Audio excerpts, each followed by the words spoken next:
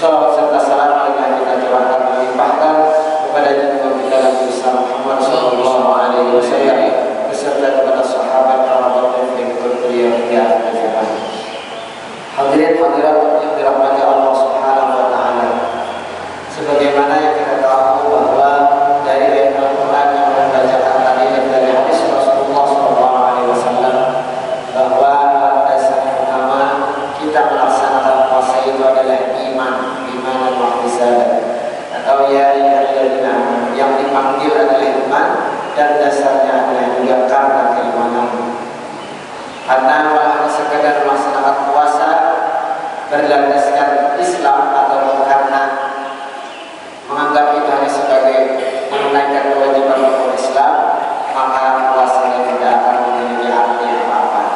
Tapi kalau melaksanakan ibadah puasa di bulan Ramadan ini karena keimanan, karena panggilan iman dari kepada Allah Subhanahu wa taala, maka banyak kesempatan-kesempatan yang diambil di ketika bulan Ramadan ini untuk mengisi amal ibadah sebanyak-banyaknya, tidak hanya sekedar melaksanakan kewajiban saja atau menunaikan kewajiban. Jadi jelas di situ Allah Subhanahu wa taala menghendaki kita semua melaksanakan ibadah di bulan Ramadan itu adalah karena iman. Karena panggilannya juga adalah iman. Nah, mudah-mudahan kita semua termasuk golongan orang-orang yang beriman yang melaksanakan ibadah puasa ini dan akan mendapatkan predikat takwa. La'allahu tattaqun. Amin ya rabbal alamin. Hadirin yang masih dirahmati Allah Subhanahu wa taala, kita sudah sering saja mendengar tentang keutamaan kelebihan bulan Ramadan dan ibadah-ibadah di dalamnya. Namun pada kesempatan ini mari kita menyimak sebuah riwayat dari Rasulullah sallallahu alaihi wasallam yang ini mudah-mudahan menjadi renungan buat kita sehingga kita dapat melaksanakan ibadah di bulan ini dengan sebaik-baiknya. Di mana Rasulullah sallallahu alaihi wasallam pada suatu ketika beliau pernah bertemu dengan musuh besar kita yaitu iblis. Kada sekali dua kali Rasulullah bertemu dengan iblis langsung, pimpinan daripada jin, pimpinan daripada syaitan. Sering Rasulullah bertemu dan bukan hanya sekedar bertemu dan melihat, tetapi Rasulullah sering berbicara, berdialog, berpartir dengan iblis tadi. Nah dari situlah Rasulullah dapat memberikan pelajaran kepada kita. Dari percakapan dengan iblis itu banyak hal-hal yang beliau sampaikan kepada kita yang menjadi bahan kita untuk bisa menghindari daripada tipu daya iblis atau syaitan. Nah dalam riwayat ini Rasulullah SAW pernah bertanya kepada iblis.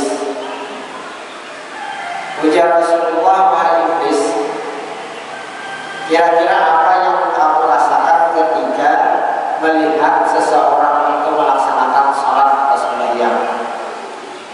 Hanya perasaan iblis bila melihat orang sembahyang itu apa? Karena musuh. Karena ada suka, ada senang kalau kita hamba Allah, kita umat Rasulullah itu melaksanakan kewajiban, terutama sembahyang wajib kita. Perasaannya apalagi mengerjakan sebagai sunnah. Nah, apalagi di bulan Ramadan ini iblis, syaitan, semua dibelenggu. Akhirnya mana sudah orang bebas, orang melaksanakan ibadah, kemudian dia pulang dibelenggu, dipasok, tidak tahu apa-apa. Nah, bagaimana perasaannya? Jadi melaksanakan kewajiban saja itu sholat, bagaimana perasaan iblis? Lalu iblis menjawab, wahai Muhammad, apabila aku melihat orang itu melaksanakan sholat, menggawi sembahyang, baik sembahyang wajib apalagi sembahyang sunnah, itu perasaan awal perasaan panas dingin, menggetar. Nah, malahannya apa namanya gerigitan dia juga, ya, kemudian karena sembahyang itu maulahnya panas dingin. Karena di dalam hatinya sudah jelas iblis itu ada iri dan marah terhadap orang yang beribadah. Nah, jadi bila melihat orang sembahyang, ya Rasulullah, hatiku ini, awakku ini samaan asa panas dingin dan bergetar. Artinya menghadap orang iblis itu keluar saling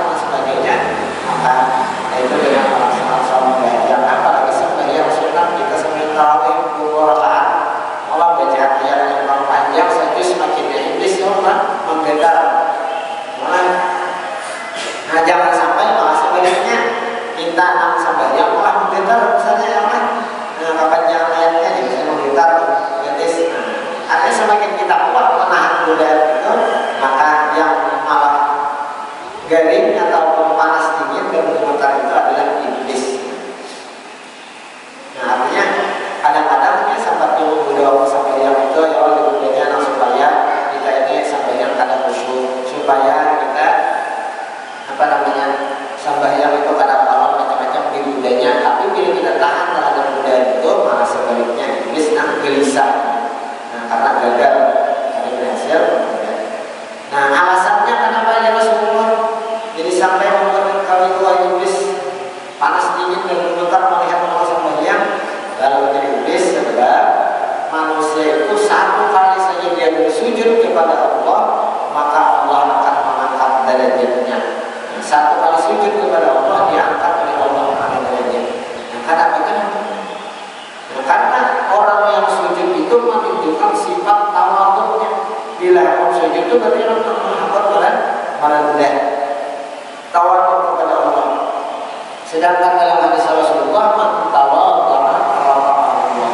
Barang siapa yang tawadhu, merendahkan diri, merendahkan hatinya, maka akan diangkat oleh Allah Ta'ala derajatnya. Nah, jadi itu iblis sekalian yang sujud kepada Allah, Allah Ta'ala meninggikan derajatnya. Allah aku makin asa haus, makin asa rendah iblis. Nah, sementara aku dahulu sekali hanya pada sujud sudah Allah Ta'ala rendahkan derajat aku malah diangkat. Hanya membanding karena biasanya kan iblis itu iri. Aku yang Muhammad menjadi iblis sekali hanya pada sujud disuruh Allah Ta'ala langsung direndahkan oleh Allah Ta'ala, langsung diberikan laknat dan mendapatkan rahmat ini. Nah dengan adanya umat orang Muhammad punya sujud satu kali saja diangkat Allah Ta'ala derajatnya. Nah semakin tinggi maka semakin rendah aku. Itulah membuat aku jadi iblis melihat bila orang sambayang rasa panas dingin awam, rasa gemetar hati ini kata ada zaman mendekat. Nah jadi kita bersyukur dengan awal melaksanakan kewajiban dan Allah semua waktu, awal melaksanakan yang disunahkan oleh Allah, yang sembilan sunnah termasuk sembilan tarawih itu untuk meninggikan derajat kita sehingga jarak kita dengan iblis semakin jauh tempatnya. Kemudian yang kedua Rasulullah SAW bertanya lagi kepada iblis, wahai iblis, bagaimana keadaan engkau ketika melihat umatku itu berpuasa? Amun orang berpuasa maka yang merasakan. Ujar iblis, apabila manusia atau umat engkau itu melaksanakan ibadah puasa, maka tubuhku awakku ini merasa terikat, rasa dipasung. Nah karena Allah artinya yang di dalam hadis bahwasanya di bulan Ramadan itu iblis itu terikat termasuk apabila orang berpuasa karena memainkan nama masuk untuk puasanya. Amunnya kada puasa kan termasuk di iblisnya mulai. Nah, jadi selama ini berpuasa maka selama itulah aku terikat karena apa jadi iblis. Nah, jadi selama melaksanakan ibadah puasa maka selama itulah tubuhku badanku terikat termasuk anak buahku iblis. Nah syaitan-syaitan berenang dan terikat terbelenggu. Nah lalu kenapa masih hanya lagi ada ya Allah kamu berbuat maksiat untuk puasa bulan Ramadan, sedangkan iblis, sedangkan syaitan itu terikat berenang. Nah tapi samping membelung lagi yaitu hawa nafsu, karena ibadah puasa itu intinya adalah untuk mengendalikan hawa nafsu kita. Nah hawa nafsu itu keinginan yang kada baik di dalam diri hendak itu, nah intinya itu dilarang oleh Allah Subhanahu Wa Taala. Termasuk makanan yang berlebihan, wala tusrifu, yang berlebihan itu kan dilarang. Nah kita kada mau menahan itu berarti hawa nafsu kita lagi belum dikendalikan. Iblis kita mau berbuat lagi. Nah, jadi orang yang hendak terjadi maksiat misalnya mengambil barang dari orang lain bukan haknya, pasti ada tuntutan apa? Hendak tukar baju misalnya kada ada lagi duitnya, mengambil barang itu kan tuntutan siapa? Hawa nafsu, bukan iblis atau syaitan. Karena syaitan apabila orang itu berpuasa maka dia akan terikat. Sebaliknya bila orang akan berpuasa berarti iblis itu bebas menggodanya. Hanya lebih rentan, lebih rawan melakukan maksiat. Kemudian Nabi Rasulullah SAW bertanya, wahai iblis, andainya umat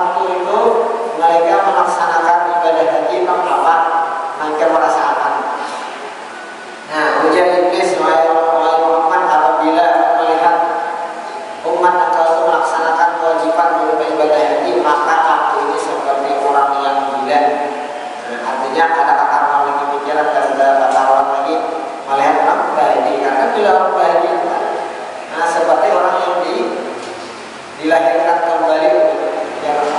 Ya Rasulullah katakan demikian, dosanya diampuni. Jelas saja bilanya orang yang diampuni dosanya oleh Allah membuat iblis itu rasa kayak orang gila. Kita bingung, tohok-tohok yang orang menggoda, tohok-tohok melayu supaya bermaksiat sekali diampuni oleh Allah Ta'ala, dosanya habis. Kayak perasaan. Jadi yang kata-kawan iblis ini melihat apabila umatnya Rasulullah melaksanakan kewajiban terutama ibadah Nabi, maka aku jadi seperti orang gila yang bingung, kata lagi tohok sudah menggoda, tohok sudah melayu supaya dia menjadi maksiat, ternyata diampuni oleh Allah Ta'ala, habis dosa-dosanya.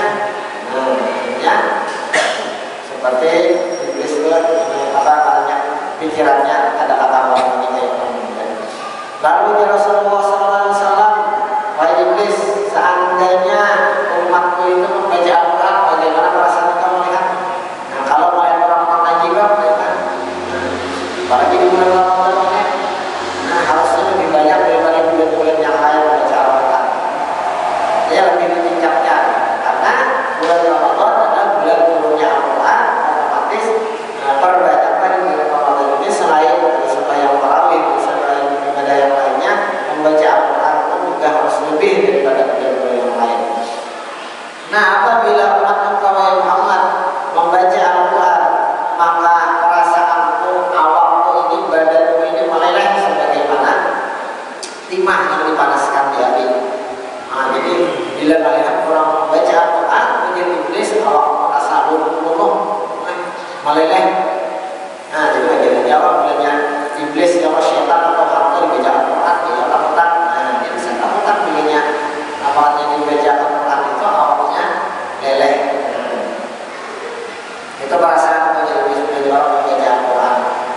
Jadi pada intinya sebenarnya apa, kita dengan membaca Al-Quran pun cukup bisa mengobati penyakit-penyakit di dalam diri kita, penyakit hati kah, penyakit fisik kah, penyakit jasad atau badan kita. Baca Al-Quran ini sebanyak-banyaknya, insya Allah ya penyakit-penyakit itu hilang.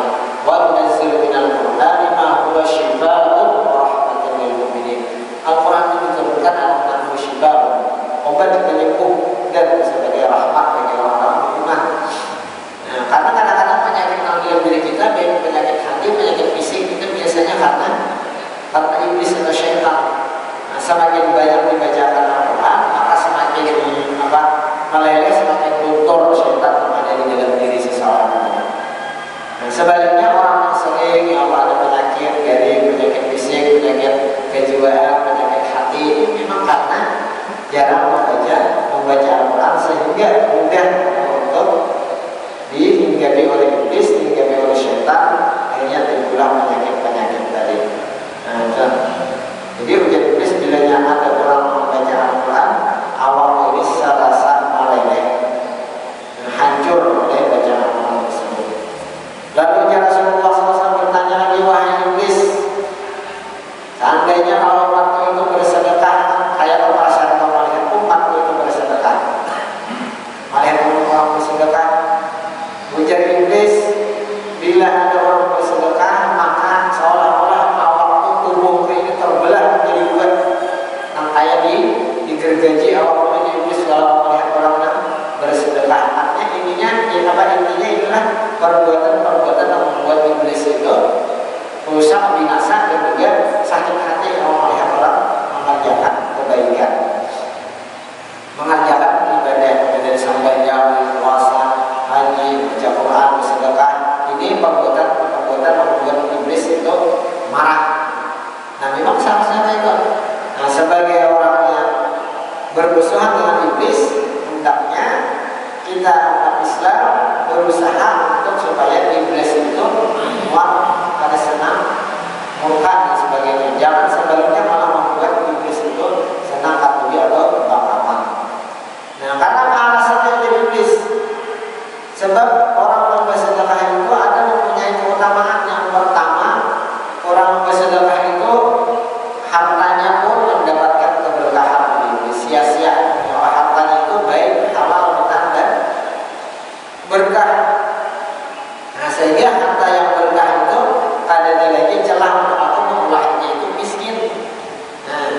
Sedangkan kemiskinan itu menurut iblis adalah salah satu pintu agung untuk menggodanya.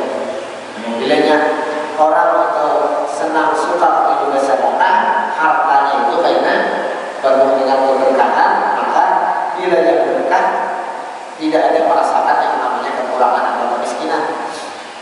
Nah, artinya walaupun kehidupannya biasa-biasa aja, tetapi rasa cukup, hanya mayu mayu kesan keluarga, masuk mayu kesan bakalnya tetangga, mayu kesan bersedekah dan sebagainya.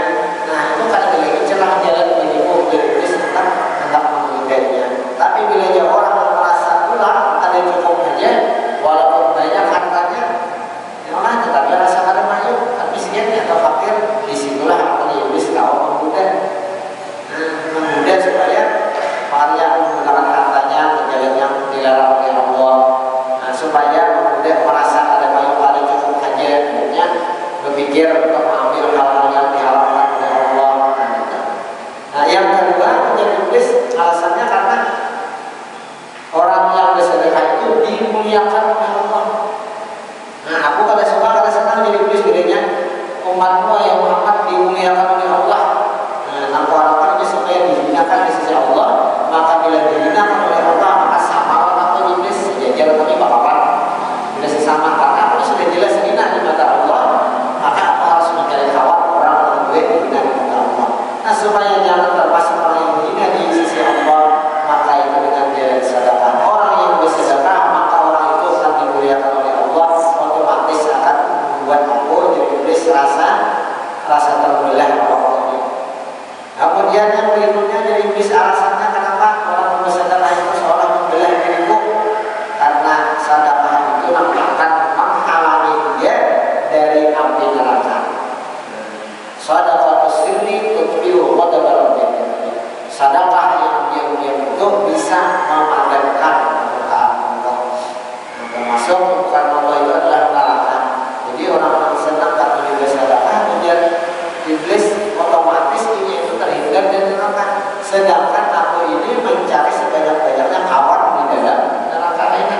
Nah, sedangkan orang-orang bersedekah ini terhindar dari neraka, ada dari si kawan itu jadinya. Nah, itu alasannya ini membuat aku rasa kata jangan melihat orang bersedekah. Dan yang berikutnya jadi iblis, orang yang bersedekah itu otomatis akan terhindar dari mara bahaya. Nah, jadi salah satu untuk menghindari mara bahaya, kecelakaan, kebinasaan, penyakit dan sebagainya adalah dengan bersedekah. Semakin banyak bersedekah, semakin selamat, semakin aman daripada bahaya. Sedangkan aku jadi iblis berusaha supaya orang itu terkena musibah, terkena penyakit. Nah, dengan adanya musibah, dengan adanya penyakit, aku lebih mudah kemudian Islam. Banyakkah ya orang imannya lemah, ada diberikan Allah Ta'ala musibah, diberikan Allah Ta'ala penyakit, apa pikiran? Maka pikirannya hendak berbuat hal-hal yang tidak Allah. Kadang-kadang timbul syirik, namanya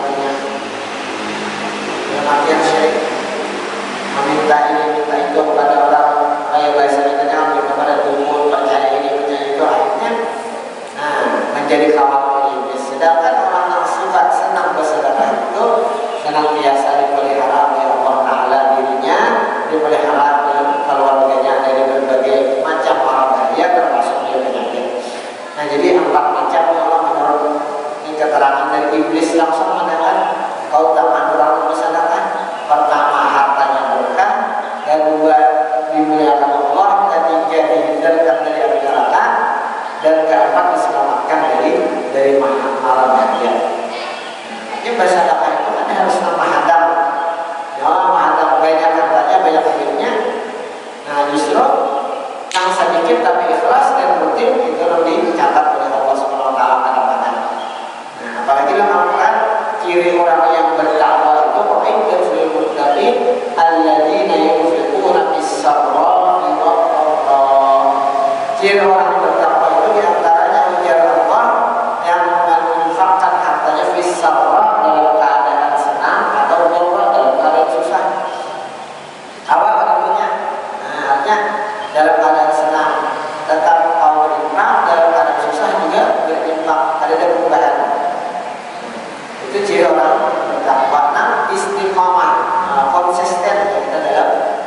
bersedekah di fisabilillah. Lalu Rasulullah SAW kemudian bertanya kepada iblis yang berikutnya, wahai iblis, kira-kira apa nama Allah yang awak kamu merasa dipatah-patahkan?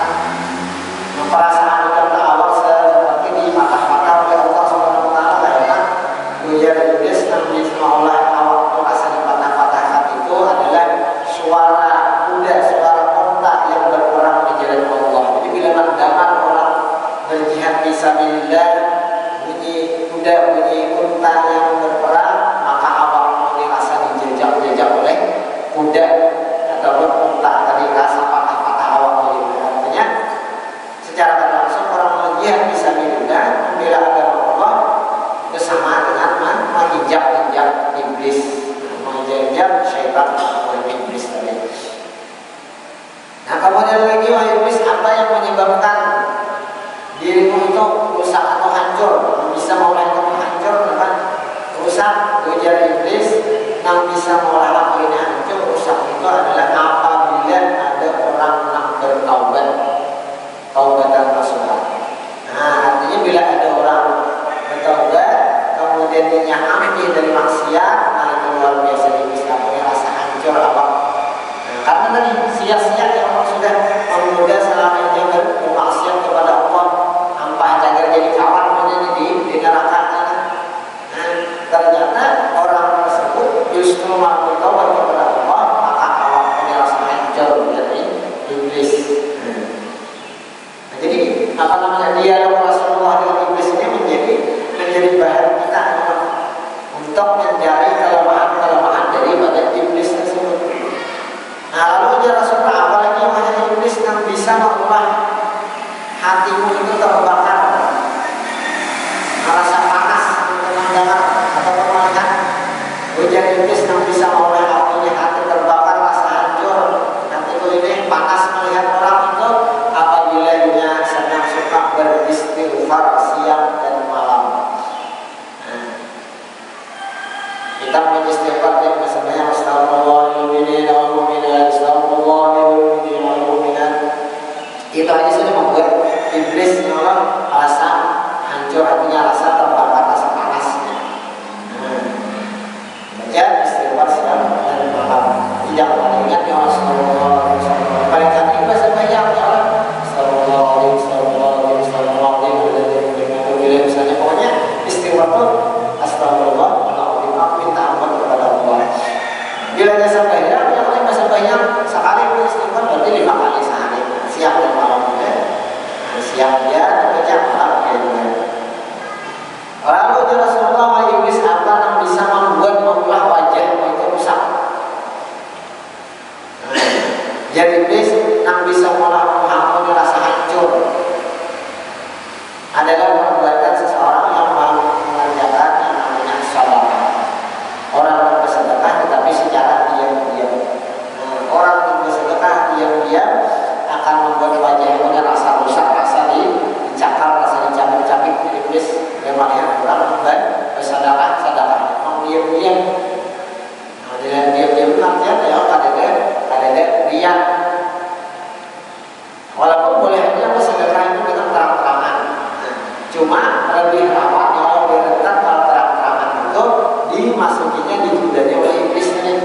Nah dengan terang-terangan itu lebih bisa nanti diandekinya oleh iblis supaya ujung, supaya riak, supaya semua dan sebagainya, takabur. Tapi dengan diam-diam dan berpadaan, maka iblis adanya lagi celah kesan muda itu jadi menghapusnya rasa hancur oleh iblis, rasa dicakar-cakar oleh melihat orang bersedekah diam-diam. Jadi kan untuk bersedekah itu kalau apabila orang yang bersedekah dengan terang-terangan, Allah Ta'ala itu bagus baik. Wa in tukhfuha wa tu'tuha al-fuqara fa huwa khairul lakum. Dan jika kamu menyembunyikan sedekah itu, maka itu khairul lakum, lebih baik. Boleh dia ya. Artinya bersedekah terang-terangan itu memang ada aturannya, ada niat tujuan tertentu. Tapi yang lebih baik adalah saat dia agar selamat dari sifat-sifat yang ditiupkan atau dibisikkan oleh iblis ke dalam hati manusia. Kemudian Rasulullah iblis apa bisa membuat matamu itu buta. Nah, mengolah matamu itu rasa ditusuk-tusuk. Ujian iblis yang bisa mengolah matamu itu rasa ditusuk-tusuk, mengolah matamu itu buta. Orang yang melaksanakan sholat fajar. Sholat fajar itu yang sembahyang 2 rakaat sebelum subuh. Nah, sembahyang sunnah qabliyah subuh, sholat fajar. Ya, waktu fajar sampai azan subuh, kemudian sembahyang 2 rakaat. Nah, maka ini mengolah iblis mata itu rasa ditusuk sampai buta. Kemudian lagi Rasulullah, apa yang bisa membuat kepalamu itu hancur, rasa dipukul. Nah, ujian iblis kepalamu ini dipukul, rasa dipukul hancur itu apabila umat kekal Muhammad melaksanakan sembahyang berjamaah di masjid. Nah, jadi sembahyang berjamaah di masjid atau di musala dilakukan itu mengulah iblis itu rasa dipukuli di kepalanya. Nah, hancur kepala iblis. Nah, ya Allah, kita bersyukur kepada Allah karena secara tidak langsung kita melaksanakan sembahyang berjamaah di masjid ini mengalahkan musuh utama kita yaitu iblis. Sehingga iblis itu rasa dipukuli kepalanya ketika kita melaksanakan sembahyang berjamaah di masjid. Kemudian lagi ya Rasulullah, wahai iblis, siapa dalam teman kawan kita siapa dalam ujian iblis kawan-kawan itu pertama penzina, penipu, pencuri, pembohong, pemabuk, itu kawan kita. Artinya orang-orang yang melaksanakan maksiat jelas jadi kawan. Sebaliknya orang-orang yang meninggalkan maksiat jadi musuh iblis atau orang yang mengerjakan ibadah itu adalah musuh iblis. Kemudian ujar Rasulullah, siapa dalam utusan atau rasul kalau jadi sama Allah Nabi menganggap ada orang yang musuh iblis sebagai rasul. Artinya kawan itu mereka utus untuk menggoda manusia secara terang-terangan. Nah, ujar iblis yang menjadi utusan itu rasul itu atau orang hendak secara terang-terangan menggoda manusia itu seperti para tukang sihir, dukun yang percaya kepada kemusyrikan. Nah, itu orang-orang utus iblis untuk menggoda manusia yang dalam bentuk berwujud manusianya. Nah, itu adalah utusan Allah. Lalu Rasulullah, apa yang melahirkan gembira dan senang yang suka benar melihat. Nah, ujar iblis yang melahirkan senang gembira apabila melihat orang terkekar. Bakalah yang terutama terkekar itu adalah suami istri sampai yang bercerai.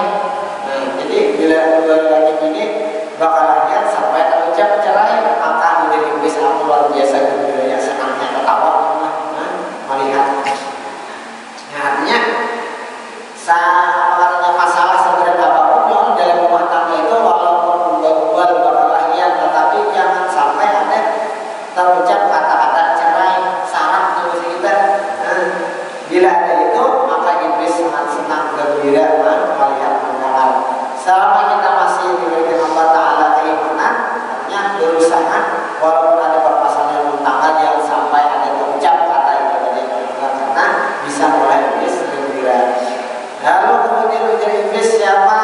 Ujar Rasulullah, wahai iblis, siapa yang paling membuat bahagia ketika melihatnya? Nah, ada juga ujar iblis yang bisa membuat bahagia itu apabila melihat orang yang meninggalkan sholat dengan sengaja.